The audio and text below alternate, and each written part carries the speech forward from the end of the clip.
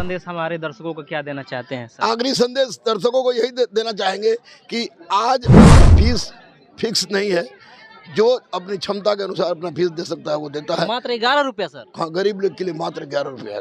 मात्र 11। देश में राजनीति बिल्कुल गलत हो रही है। धर्म के आधार पर मंदिर मस्जिद गाय घोड़ा बैकवर्ड फॉरवर्ड SC ST हिंदू मुस्लिम के नाम पर जो राजनीति हो रही है इसका मैं खंडन करता हूँ, पूरी तरह खंडन करता हूँ। समान शिक्षा व्यवस्था का मैं कट्टर समर्थक हूँ और रहूँगा। मेरे साथ इस वक्त मौजूद हैं रहमान सर, जो पटना में जाने माने टीचर है। खान सर के बाद अगर किसी का नंबर आता है तो वो रहा है रहमान सर। आज केसट में आए हैं। ये एक इनके छात्र जो SDM थे, उनके जो है वो माताजी का जो है वो महापरिनिर्वाण दिवस था, इसलिए ये यहाँ पे आए थे। सर, सबसे पहले हमारा चैनल में आपका स्वागत है। बहुत बहुत धन्यवाद, बहुत बहुत धन्यवाद। रहमान सर सबसे ज़्यादा और मजबूत हथियार मानते हैं तो वो शिक्षा को, आखिर क्यों? इसलिए कि कलम ही वो ताकत है जो तकदीर और तस्वीर बदल सकती है। मैं बाबा साहब भीमराव अम्बेडकर को इसलिए मानता हूँ क्योंकि बाबा साहब भीमराव अम्बेडकर के मैंने जीवनी को पढ़ा है। और उनकी जीवनी को पढ़ने के बाद देखा कि कल जो बाबा साहब अम्बेडकर को लोग तिरछी गलत नज़र से देखते थे, आज पूरा का पूरा विश्व बाबा साहब अम्बेडकर के सामने नतमस्तक है। तो बाबा साहब अम्बेडकर आज वैश्विक पटल पर अपनी छाप को छोड़े हैं, तो उसका एक मूल आधार रहा है शिक्षा और कलम। और शिक्षा तकदीर भी बदलती है और तस्वीर भी बदलती है। इसलिए मैं जानता हूं कि कलम ही एक ऐसी ताकत है जो इंसान के वजूद को बदल सकती है। सर, मेरा एक सवाल है शिक्षा से रिलेटेड कि आज शिक्षा जो है बहुत महंगा हो गया है, प्राइवेटाइज हो गया है, बहुत कमर्शियल हो चुका है, तो किस प्रकार से जो गरीब तक के लोग हैं वो शिक्षा प्राप्त कर सकते हैं? देखिए, शिक्षा महंगा नहीं हुआ है। लोग आज संस्कार में कमी आई है। और मेरा गुरुकुल चलता है, अदम्य हदी गुरुकुल एम सिविल सर्विस, और जिस खान की आप नाम लिए वो खान मेरा स्टूडेंट है। और मैं स्पष्ट रूप से आपको बता दूं कि वो कलर को पढ़ाता है। हाँ। और मैं UPSC BPSC को पढ़ाता हूँ। तो मैं भले ही और जगह शिक्षा बहुत बड़ी बात हो गई हो, लेकिन मेरे पास आज भी गरीब, अनाथ, असहाय, दिव्यांग, ट्रांसजेंडर और शहीद के परिवार के लिए 11 रुपये फीस था। और मेरा फीस फिक्स नहीं है। जो अपनी क्षमता के अनुसार अपना फीस दे सकता है वो देता है। मात्र 11 रुपया सर? हाँ, गरीब लोग के लिए मात्र 11 रुपये है। मात्र 11 रुपया। ये बहुत बड़ा जो है वो जो है रहमान सर बात बोल रहे हैं कि अगर कोई गरीब है तो उसके लिए फीस सिर्फ 11 रुपया। रहना खाना वगैरह सर? रहना खाना तो अभी उसकी व्यवस्था नहीं है, लेकिन उसकी व्यवस्था ज्ञान असली गुरुकुलम के रूप में हो रही है। और ईश्वर ने चाहा तो निश्चित रूप से वो भी पूरा करेगा। जाति व्यवस्था को रहमान सर किस प्रकार से देख रहे हैं? रहमान जाति व्यवस्था को इस रूप में देख रहे हैं कि जैसे मेरी जाति क्या है, मेरी पत्नी की जाति अलग है, और मेरी पत्नी, मेरी बेटी, मेरा बेटा तीनों हिंदू हैं, और मैं अपने आप को भारतीय मानता हूं। तो मैं जाति व्यवस्था को नहीं मानता हूं। मैं मानता हूं कि क्योंकि मैं जाति की उत्पत्ति जानता हूं, और जाति कर्म के अनुसार निर्धारित था। लोग भले ही आज जन्म के अनुसार उसको स्थापित कर दिए हैं। तो जाति एक ढकोसला है, एक कहिए कि तथाकथित लोगों के द्वारा थोपी गई समाज पर एक कोड़ है जिसको टूटना चाहिए। रहमान सर, संविधान को आज के डेट में किस प्रकार से देख रहे हैं? संविधान निश्चित रूप से, संविधान ने वो तमाम अधिकार दिया है। बाबा साहब के लिखे गए वो जो तमाम अधिकार है वो दिया गया है। तो संविधान सबके लिए बराबर है। संविधान को का सम्मान करते हैं, हम संविधान को मानते हैं। और निश्चित रूप से संविधान हमारे लिए एक धर्म ग्रंथ से कम नहीं है। या यूँ कहिए कि भारतीय संविधान को अगर धर्म से ऊपर माना जाए तो उसमें कोई अतिशयोक्ति नहीं है। रहमान सर UPSC लेवल के स्टूडेंट्स को पढ़ाते हैं, तो आज के परिप्रेक्ष्य में भारत में जो राजनीति हो रहा है उसको किस प्रकार से देख रहे हैं रहमान? आज के परिप्रेक्ष्य में राजनीति बिल्कुल गलत हो रही है। धर्म के आधार पर मंदिर मस्जिद गाय घोड़ा बैकवर्ड फॉरवर्ड SC ST हिंदू मुस्लिम के नाम पर जो राजनीति हो रही है इसका मैं खंडन करता हूँ, पूरी तरह खंडन करता हूँ। आज शिक्षा गौण विषय हो गया है, बेरोजगारी गौण विषय हो गया है, विकास गौण विषय हो गया है। तो ऐसी परिस्थिति में निश्चित रूप से आज की राजनीतिक व्यवस्था को किसी भी दृष्टिकोण से मैं स्वीकार नहीं करता हूं, क्योंकि यह पूर्णतः वोट पर आधारित राजनीति की किस लोगों से मुझे वोट मिलेगी उस पर चल रही है, जो कि नहीं चलना चाहिए। भारत को जरूरत है कि ऐसी राजनीति हो जिस राजनीति से समाज के अंतिम पंक्ति में बैठा व्यक्ति, चाहे वो किसी जाति किसी धर्म का हो, उसके आंख के आंसू को पोंछने की राजनीति अगर होगी तो अहोभाग है।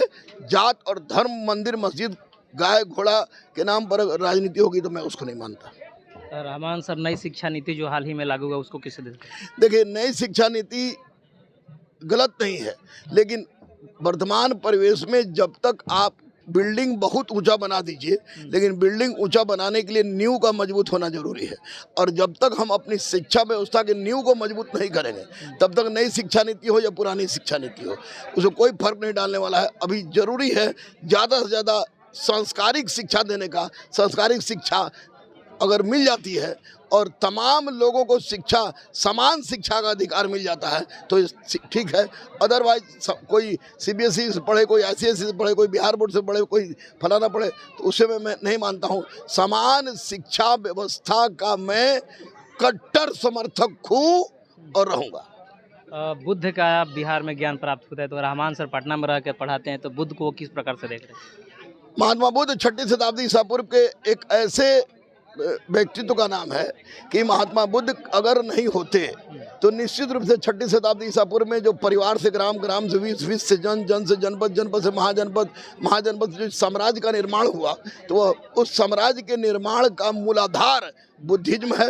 और महात्मा बुद्ध ने जिस तरह के सिद्धांत को दिया, चार आर्य सत्य के रूप में दिया हो, अष्टांगिक मार्ग के रूप में दिया हो, उन्होंने तृष्णा को जिस तरह से परिभाषित किया हो, तो निश्चित रूप से आज अगर भारत अपने आप को कह रहा है कि वो विकास की ओर बढ़ रहा है, तो इसका स्रोत अगर खोजेगा तो यह स्रोत किसी न किसी रूप में आपको 6वीं शताब्दी में महात्मा बुद्ध के सोच और विचार में मिलेगा। इसलिए हमारे लिए बहुत ही आदरणीय है, बहुत ही आदरणीय है। मैं ईश्वर तो नहीं मानता उनको, क्योंकि एक में द्वितीय ब्रह्म, अहम ब्रह्मसि तत्त्वमसि, ला इलाहा इल्लल्लाह मुहम्मद रसूलुल्लाह जैसी शब्दों को मैंने पढ़ा है। लेकिन इतना जरूर मानता हूँ कि आज भारत को भारत बनाने में, एक कबायली समाज को एक नगरीकृत समाज बनाने में, और हर वर्ण को, हर जाति को बिना किसी भेदभाव के समान अधिकार देने में जिस तरह महात्मा बुद्ध का रोल रहा है, वह निश्चित रूप से अविस्मरणीय है। इसे अस्वीकारा नहीं जा सकता। और इस दृष्टिकोण से अगर हम माने कि जो विवेकानंद कहते थे कि यदि कहीं ईश्वर है तो वह मनुष्य में है, तो निश्चित रूप से उस रूप से महात्मा बुद्ध ईश्वर के रूप में एक अवतार थे, जिन्होंने उन तमाम वेदनाओं को, तमाम कर्मकांडों को दूर करके भारत को एक बहुत मजबूत आधार प्रदान किया। एपीजे अब्दुल कलाम को आज के डेट में सर तमाम राजनीतिक पार्टियों के द्वारा भुला दिया गया है, और एपीजे अब्दुल कलाम लोगों में पैदा नहीं किया जा रहा है, क्या कारण हो सकता है? देखिए, जब तक घर में बच्चा पैदा होता है, अब पैदा होने के बाद ही उसको हम लोग हिंदू, मुस्लिम या अलग अलग नाम से बैकवर्ड फॉरवर्ड संबोधित कर देते हैं, तो ऐसी परिस्थिति जब तक रहेगी, जब तक सामाजिक कुपमंडुकता रहेगी, सामाजिक कर्मकांड रहेगा, धार्मिक कर्मकांड रहेगा, बैकवर्ड फॉरवर्ड हिंदू, मुस्लिम, एससी, एसटी की बातें रहेगी, तब तक एपीजे अब्दुल कलाम जैसे आदमी आते रहेंगे, जाते रहेंगे, उनको कोई महत्व नहीं है। अभी जो भी राजनीति हो रही है वो वोट की राजनीति हो रही है। अब वोट की राजनीति में उस व्यक्ति की कोई आवश्यकता नहीं होती है जो व्यक्ति सच्चा होता है। तो स्वाभाविक है एपीजे अब्दुल कलाम को अगर राजनीति के भुला दे तो उससे कोई फर्क नहीं पड़ता। भारत की माटी उनको याद करती है, और वही सबसे बड़ी बात है। आखिरी संदेश हमारे दर्शकों को क्या देना चाहते हैं सर? आखिरी संदेश दर्शकों को यही देना चाहेंगे कि आज अगर आप सोचते हैं कोई जात से ऊंचा है, कोई पैसा से ऊंचा है, कोई पैसा से नीचा है, कोई जात से नीचा है, कोई बैकवर्ड है, कोई फॉरवर्ड है, कोई हिंदू है, कोई मुस्लिम है, इस तमाम चीज़ों को भुलाकर अगर अपने वजूद को प्रमाणित करना चाहते हैं तो आपको कलम उठाना होगा, क्योंकि बम, पिस्तौल, हथियार आदमी की तकदीर और तस्वीर नहीं बदल सकती। अगर तकदीर और तस्वीर बदलना है तो कलम उठाइए, कलम उठाइए, कलम उठाइए। गुरु रहमान आपके लिए तैयार था, है और रहेगा।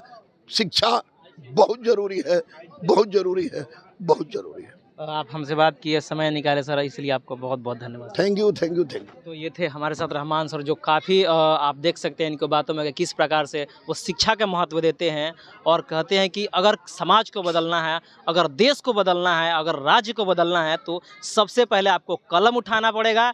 ये देश न तो बम से बदलेगा, न तो पिस्तौल से बदलेगा। अगर ये बदलेगा तो सिर्फ और सिर्फ शिक्षा से बदलेगा। बाकी मैंने रहमान सर से बात किया। इस बातचीत को आप किस प्रकार से देख रहे हैं, आप अपनी प्रतिक्रिया जरूर दीजिएगा। अगर आप हमारे चैनल पर पहली बार आए हैं तो हमारे चैनल को सब्सक्राइब करें, वीडियो को लाइक करें, शेयर करें। पेज पर देख रहे हैं तो पेज को भी लाइक करें, फॉलो करें। मिलते हैं अगले खबरों के साथ, तब तक बहुत बहुत धन्यवाद।